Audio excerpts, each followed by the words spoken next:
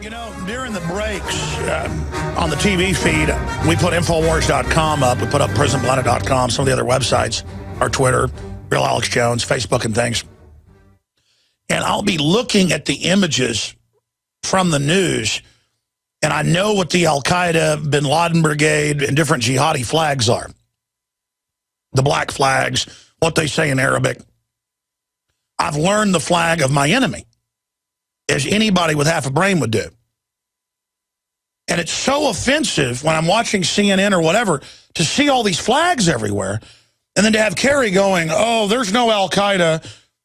Remember last week in the House hearing, there's no Al-Qaeda. And then Putin starts laughing at him going, what an incredible liar. And it really is embarrassing for my country. And I think it's embarrassing for Israel too. And it's very embarrassing to people that have not been anti-Israel. You can debate whether it was good to found Israel or what's happened since or some of the colonial policies and things like that. But I don't hate Israel. And I've had friends and family that have been to Israel and said the people are really nice. And they've gone to some of the other countries and they say it's not nice. I mean, my whole deal is I'm not into the religion of hating Israel. But, man, it makes it really hard to just mildly criticize Israel. And then to have, you know, the ADL, groups like that say, oh, Jones must be anti-Semitic. And, you know, to see the media, it's anti-Semitic if you don't turn your guns in. To see people's goodwill used by the collectivist lobbies out there and AIPAC and others to not just try to take people's rights in the Middle East away, but try to take mine away. I guess to secure the political rear guard for Israel firsters. Well, I'm not for Israel first. I am for the Bill of Rights and Constitution and the Second Amendment. But at the same time, I don't support Iran saying blow up Israel. See, once things get radicalized, everybody thinks they can act however they want. I don't want to attack Syria, but it doesn't mean I'm anti-Israel. It means I'm pro-justice and pro-peace. And I talked about some of this in the last hour. It's a moral way for people to feel superior, to say, well, you don't want to turn your guns in, you're anti-black. You say, what does that have to do with being anti-black? Actually, the Klan was anti-black owning guns, and the NRA was set up to train blacks how to use guns.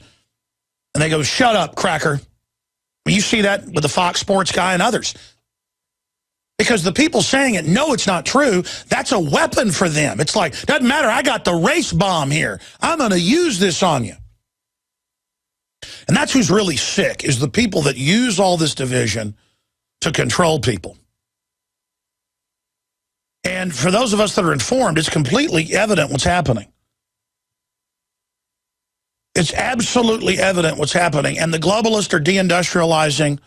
They use weapons inspections to wreck all the factories, to basically bring in Agenda 21 in Iraq and in places like Libya, where they're not even allowed, again, to have chlorine for their water supply. They're not allowed to have any civilization because it can be used for weapons. I mean, that's what the globalists want, including everybody in the West. Everyone is going to be deindustrialized. Everyone is going to be put back in the Stone Age to be controlled. And then Obama and the globalists and the robber barons, they're going to fly around in their jet copters and their Air Force Ones and their red carpets like gods above us. And they're going to get the life extension technologies. And then they don't put movies out explaining that the globalists are using collectivism selectively enforced to create an Elysium-type society. They sell the idea that collectivism and government-run healthcare will give you access to Elysium, the golden fields of the gods. The golden fields of the gods, space, and humanity being unleashed. But the globalists don't want that. They want dark ages. They are enemies of the Renaissance. We'll be back. Stay with us. Now you can watch Alex Jones live at INFOWARS.com/show. You'll find links to all of our content there and a free 15-day trial for Prison Planet TV. You can also browse the network, the InfoWars Nightly News, and over 60 movies and documentaries all together in one place. You can watch the Alex Jones radio show live as it happened. So check it out, INFOWARS.com/show.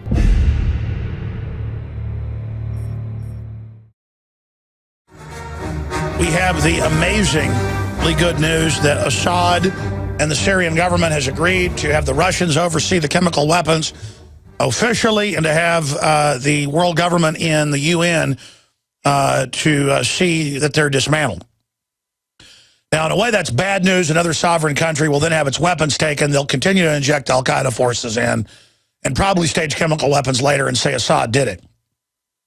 Just like they had Saddam give up all his weapons and then still set him up, lied about weapons, and came in. So they get you to give the weapons up so you can't defend yourself, then they come in and take you out later. But at least it looks like they're not doing it now. And they've got the 6 Russian ships and a couple Chinese ships and a whole bunch of NATO and U.S. ships all facing off against each other. So it is really good news to de-escalate this. And now we can start moving that DEFCON down a little bit. Because I'd say, you know, if I had a real DEFCON, they're saying it's been a DEFCON 5 or 4. 1 is nuclear war. I'd say the real DEFCON's been about 3 or 2. I mean, it's been really bad, Cuban Missile Crisis level type stuff. And just thank God things are going in a good direction right now. We need to now have public pressure to not have the West train al-Qaeda rebels, al-Nusra and others, out of 4 countries surrounding beleaguered and bedraggled Syria. It is extremely immoral that for almost 3 years they've been injecting al-Qaeda, that's the main force, into the country. And they are, I mean, I have articles up on INFOWARS.com and the videos where the al-Qaeda forces are all flying the black flag. Now, folks, you know what the black flag means. You go back thousands of years ago, it varied, but the black flag meant no quarter. It's the opposite of the white flag. And so they started putting skull and crossbones or daggers or the image of blood dripping to mean we're not just going to kill everybody when we take your ship if you don't give up right now. We're going to torture everyone.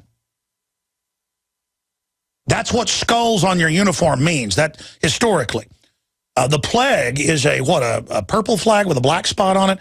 It varies, but the point is that when you see al-Qaeda that has black flags and then says in Arabic what brigade they're part of, I mean, it's Bin Laden Brigade 1, Bin Laden Brigade, you know, Bin Laden Forever Brigade this.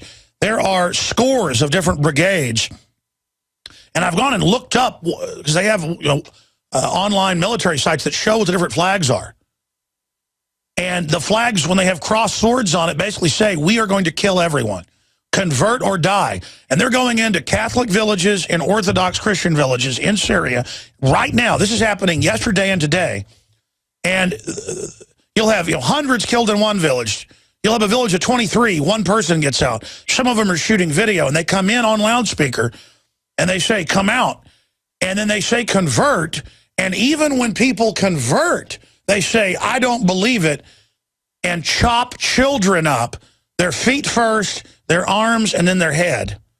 And those articles are on INFOWARS.com. That's Spanish news. That's Dutch news, German news, Italian news.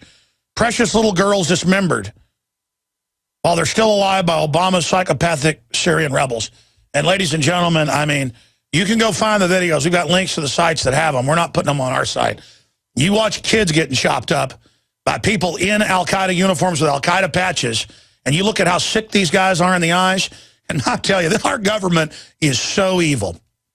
And then I see neocons and also liberals on neocon, but mainly liberal sites. I'm not going to plug them. You can go find them. Just type my name into news, and you'll find the articles attacking me. And they're going, hey, tinfoil head, you know, big deal, we have abortion. So what if they're killing kids? That's pretty much a paraphrased quote I read this morning. You can go to people's profiles and stuff on YouTube. These are real people.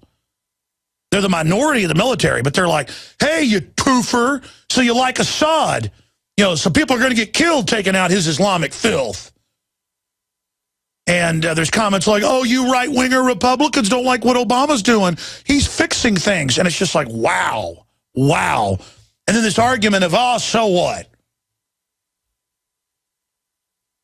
To see them do this to the people.